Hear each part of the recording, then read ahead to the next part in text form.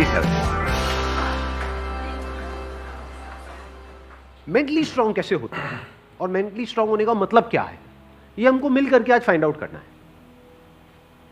पहले ये देखना है कि फिजिकली स्ट्रांग होने का मतलब क्या। सर फिजिकली स्ट्रांग को कह सकते हैं कि जिसके पास स्ट्रेंथ, स्टेमिना और एंड्योरेंस तीनों हो तो उसे फिजिकली फिट कह। Excellent point, let's give big hand for him.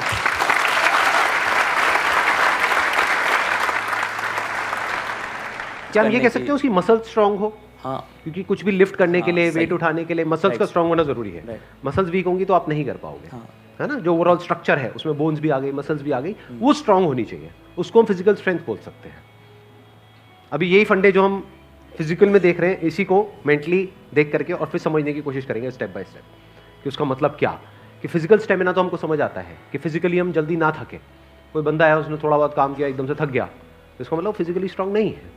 जैसे बहुत लोग होते हैं, जैसे ही अपनी फिजिकल ट्रेनिंग करते हैं, कुछ भी करते हैं, हल्का सा भी दर्द होता है तो छोड़ देते हैं, छुई मुई टाइप के, है ना। तो बड़ा दर्द हो रहा है, भाई दर्द नहीं होगा तो बनेगी कैसे, है ना। Right sir. तो हल्का सा भी कुछ होता है तो छोड़ देते हैं, एंड्योर नहीं कर पाते हैं पेन को। Yes sir. तो पेन को एंड्योर करने की जितनी हमारे अंदर पावर है उसको हम एंड्योरेंस बोल सकते हैं। सर मेरे हिसाब से फिजिकली स्ट्रांग होने का मतलब ये है कि सबसे बड़ी चीज़ ये है कि बीमारियों से दूर होना चाहिए उसे। अगर मतलब कई बार ऐसा होता है कि हमें फिजिकली स्ट्रांग दिख रहा है पर्सन, बट वो होता नहीं है। यानी कि एक बंदा हो सकता है वो फिजिकली हमको स्ट्रांग बाहर से दिख रहा हो और वेट भी बहुत अच्छा लिफ्ट कर रहा हो, और लेकिन उसकी इम्यूनिटी वीक हो। Yes sir. तो हम कह सकते हैं अंदर से वो बंदा कितना स्ट्रांग है। यानी कि जो भी डिजीजेज है, मतलब जो भी बीमारियां हैं, उनसे लड़ने की उसके अंदर कितनी पावर है उसकी बॉडी के अंदर। Yes sir. एक तो फिजिकल पावर, एक है उसकी इम्यूनिटी हम बोल सकते हैं। Yes sir. अब एक एक करके इन पॉइंट को देखते हैं कि मेंटल स्ट्रेंथ में किस तरीके से हम अप्लाई कर सकते हैं। सबसे पहले बात हमने करी फिजिकली स्ट्रांग होने का मतलब क्या, स्ट्रेंथ। मतलब आप कह लो वेट उठाना है। जैसे कहीं हम जा रहे हैं रेलवे स्टेशन पे, यहाँ पे, वहाँ पे, एयरपोर्ट पे, और अगर दोनों हाथ में पूरा भारी भारी पूरा भरा हुआ लगेज है, जैसा हम लोग इंडियंस ज़्यादातर लेकर के जाते हैं, लगेज बंदे से भारी होता है, सही है नहीं है। तीन तीन बंदे बैठ बैठ करके उसको पैक कर रहे होते हैं घर पे, माँ चढ़ी होती है और साथ में बच्चे भी, बेटा तू भी आ जा, तू भी आ जा, पति अरे तू क्या देगा, इधर बैठ। सारे बैठे हुए हैं और उसको बंद कर रहे हैं, फिर उसको उठा रहे हैं, है ना। तो कहने का मतलब है कि अगर आपकी मसल स्ट्रांग है तो आप उठा लोगे, एफर्टलेसली उठा लोगे। इसी को तो फिजिकल स्ट्रेंथ कहेंगे। एक है बहुत एफर्ट लगा के आपको कुछ छोटा सा काम करना पड़ रहा है, एक है बहुत बड़ा काम भी आप कर रहे हो बिना किसी एफर्ट के। क्यों? क्योंकि आपकी बॉडी स्ट्रांग है, आपकी मसल स्ट्रांग है। बिल्कुल इसी तरह से थिंकिंग मसल्स, यानी कि कोई प्रॉब्लम आई तो आप ये देख सकते हो आपकी थिंकिंग मसल्स कैसी है, बेस्ड अपॉन कि आपका रिएक्शन कैसा है जब कोई आपकी लाइफ में प्रॉब्लम आती है। तीन सिचुएशंस हैं यहां पे, तीनों को एक एक करके देखते हैं। एक है कोई बड़ी प्रॉब्लम आई हमारे सामने और हमने अपने हथियार डाल दिए और हम एकदम से परेशान हो गए, तो हम क्या कहेंगे, हमारी मेंटल मसल्स कैसी है, वीक है। मतलब बिल्कुल ऐसा हो गया कि लगेज थोड़ा सा भारी है तो लगेज भारी है, मैं नहीं उठाऊंगा। अरे भाई अपने आप को स्ट्रांग कर, मैं आगे ट्रैवल नहीं करूंगा। क्यों? क्योंकि लगेज भारी है, मैं तो यही रहूंगा, बस स्टैंड पे ही रहूंगा, मैं नहीं जाऊंगा। तो आप हंस रहे हो, लेकिन ऐसे हम करते हैं लाइफ में। कोई बड़ी प्रॉब्लम आई तो हम क्या करते हैं, अपने हथियार डाल देते हैं, मतलब वी गिव अप, फेस ही नहीं करते हैं उस प्रॉब्लम को। ऐसी कोई प्रॉब्लम नहीं है जिसका सोल्यूशन ना हो इस दुनिया में। अगर प्रॉब्लम है तो सोल्यूशन भी है, बट सोल्यूशन तक पहुंचने के लिए we need thinking muscles, we need to think a lot in the right direction. और ये राइट डायरेक्शन और रॉन्ग डायरेक्शन क्या है? राइट डायरेक्शन मतलब solution oriented approach, wrong direction मतलब प्रॉब्लम ओरिएंटेड अप्रोच, कि हम प्रॉब्लम में ही जाकर के स्टक हो गए हैं, बस उससे आगे बढ़ ही नहीं रहा है हमारा दिमाग। इसको हम कह सकते हैं मेंटली हमारी जो मसल्स हैं वो वीक है, मेंटली हम वीक है। दूसरा सिनेरियो क्या है, कोई प्रॉब्लम आई, उससे हम लड़े और लड़ने के बाद में बहुत एफर्ट लगाया, बहुत दिमाग लगाया, बहुत मेहनत करी, लड़े और जीत गए, मतलब उस प्रॉब्लम का हमने सॉल्यूशन निकाल लिया। क्या हम कह सकते हैं कि आप मेंटली बहुत स्ट्रांग हो? नहीं, नो। व्हाई? एग्जैक्टली बिकॉज आपको बहुत एफर्ट लगाना पड़ रहा है। समझ गए ना? हाँ, जैसे कोई बैग उठाना है तो बहुत एफर्ट लगाना पड़ रहा है जी, दोनों हाथ लगा दिए और ये घसीट घसीट के जा रहे हो और पहुंच गए, कह रहे हो हाँ मैं तो ये, मैं तो वो। भाई कुछ नहीं, तेरी कमर में लचक आ चुकी है।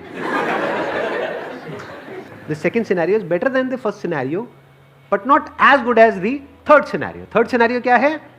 बड़ी से बड़ी भी कोई प्रॉब्लम आई हमारी लाइफ में, हम पहले ही उसके लिए तैयार थे और ऐसे सॉल्यूशन निकल के आ गया। मतलब वो प्रॉब्लम जो दुनिया के लिए बहुत बड़ी है, जिसको देख करके लोग डरने लग जाते हैं, वो प्रॉब्लम आपके सामने आई, ऐसे सॉल्यूशन निकल गया, एफर्टलेसली काम हो गया। यानी एक बैग आपके पास में है 50 किलो का, ऐसे उठा लिया हल्के में। मतलब लोगों को देखने में लग रहा है कि अरे बैग तो बहुत हल्का है। बैग हल्का नहीं है, उस बंदे में दम है। तो कैसे लाइफ की मुश्किल से मुश्किल प्रॉब्लम्स को भी आप आसान से आसान बना सकते हो? कितना आसान बना सकते हो कि ऐसा लगे अरे इस बंदे को तो कोई एफर्ट ही नहीं करना पड़ रहा है। उसी को तो कहेंगे मेंटल स्ट्रेंथ, मेंटली स्ट्रांग होना। इसको अगर मैं सम अप करूं, जो भी अभी तक मैंने कहा है उसको एक लाइन के अंदर अंदर, तो वो क्या है? एक कैटेगरी होती है लोगों की जो सिंपल से सिंपल प्रॉब्लम्स को भी कॉम्प्लिकेटेड बना देते हैं अपने माइंड में।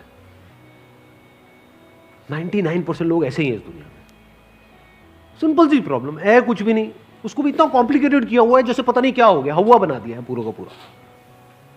और दूसरी कैटेगरी होती है लोगों की, ऐसे बहुत कम लोग होते हैं, वही होते हैं जिन्होंने एक्चुअल में काम किया होता है अपनी मेंटल मसल्स के ऊपर। वो कौन होते हैं? जो कॉम्प्लिकेटेड से कॉम्प्लिकेटेड प्रॉब्लम्स होती हैं उनके सामने, जिसको देख करके ही बंदा कहे अरे यार ये तो बहुत कॉम्प्लिकेटेड है, उसको भी सिंपल बना देते हैं। जैसे फॉर एग्जांपल आपकी कोई रिलेशनशिप है किसी के साथ में और वहां पे बहुत क्लैशेस चल रहे हैं, बहुत मेजर कुछ इश्यूज हो रहे हैं। एक तो ये आपस में हम लड़ते मरते रहे कुत्ते बिल्ली की तरह, जैसे ज्यादातर घरों में होता है। उसका कोई सोल्यूशन निकल पाएगा कभी भी? नहीं। तो हमें क्या करना होगा? समझना होगा इस रिलेशनशिप में प्रॉब्लम है क्या। अज्यूम नहीं करना है पहले से कि प्रॉब्लम उसमें है या प्रॉब्लम मुझ में ही है। ये भी एक विक्टिम मेंटालिटी होती है, मेरे में ही कमी है, वो तो सब सही है बस मेरे में ही कमी है जी। ये भी बड़ी गंदी मेंटालिटी होती है, विक्टिम मेंटालिटी। या फिर तुझ में प्रॉब्लम है, मैं सही हूं तू गलत है। तो पर्सन को ना देखा जाए कि वो या वो, प्रॉब्लम को समझा जाए। प्रॉब्लम एग्जैक्टली क्या हो रही है रिलेशनशिप, वो जो क्लैश हो रही है उसकी जड़ क्या है, उसका कॉज क्या है। अगर वो हमको समझ आ जाता है बारीकी से, तो क्या वो प्रॉब्लम जड़ से ठीक नहीं हो जाती? और अगर हम उसको ना समझे और ऊपर ऊपर से ठीक करने की कोशिश करें, क्या वो कभी भी ठीक हो सकती है? कोई भी मिल करके क्या उसको ठीक करवा सकता है उस प्रॉब्लम को? जैसे दो लोगों के बीच में प्रॉब्लम हो रही है, कोई तीसरा आ जाए उनके बीच में मीडिएटर बन करके, मैं सॉल्व करवा दूंगा तुम्हारी प्रॉब्लम, तो कुछ देर के लिए तो वो समझौता करा सकता है, लेकिन अगर परमानेंट उसका सोल्यूशन चाहिए तो वो कैसे होगा? या तो दोनों को या दोनों में से किसी एक को बारीकी से समझना होगा नेचर ऑफ प्रॉब्लम क्या है। And that could be very simple. समझ गए? मतलब लगता क्या है, ये स्पेशली जो रिलेशनशिप्स की जो प्रॉब्लम्स होती है वो बहुत ही कॉम्प्लिकेटेड होती है, एक्सट्रीमली कॉम्प्लिकेटेड। समझ ही नहीं आ रहा होता क्या करें क्या ना करें। कई बार होता है कि बहुत ही सिंपल होता है उसका सोल्यूशन। अगर मान लो मेरी किसी के साथ में रिलेशनशिप है, उसमें कोई प्रॉब्लम हो रही है, तो उसको बारीकी से ऑब्जर्व किया, अच्छा प्रॉब्लम हो क्यों रही है और इतनी बड़ी प्रॉब्लम क्यों हो रही है, उसकी जड़ क्या है।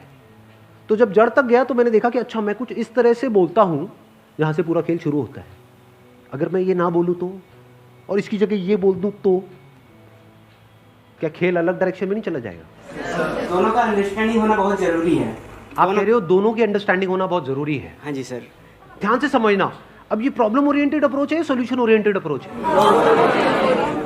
ये प्रॉब्लम ओरिएंटेड अप्रोच है जिसका कोई दुनिया में सॉल्यूशन नहीं है। ये बिल्कुल ऐसा है कि सरकार को तो अपना काम अच्छे से करना चाहिए। ये जो चाहिए है ना, ये हम इंडियंस की नस नस में दौड़ रहा है। सड़कों पे सबको अपनी गाड़ी ढंग से चलानी चाहिए, रेड लाइट पे सबको रुकना चाहिए, ये होना चाहिए, वो होना चाहिए, यहाँ पे सफाई होनी चाहिए, दोनों को एक दूसरे को समझना चाहिए, जो कभी नहीं होगा। तो क्या हो सकता है, इसका सोल्यूशन क्या है? ये हो गई प्रॉब्लम ओरिएंटेड थिंकिंग कि हमारी लड़ाई की जड़ क्या है, मैं तो उसको समझता हूं वो मुझे नहीं समझती। समझ गए ना? आ गई ना प्रॉब्लम। जबकि सोल्यूशन क्या है? मुझे ही समझना है, खत्म।